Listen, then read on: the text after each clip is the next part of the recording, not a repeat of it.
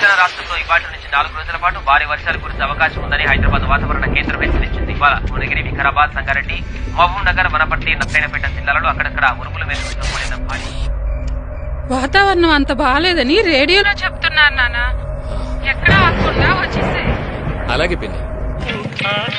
ఏం బాబు, ఊరికి కొత్తనా? కొత్త అయి ఉంటావులే, లేకపోతే ఇంత అర్ధరాత్రి పూట ఒంటరిగా ఊళ్ళోకి ఎందుకు వస్తావు? వెళ్తే ఏమవుతుంది?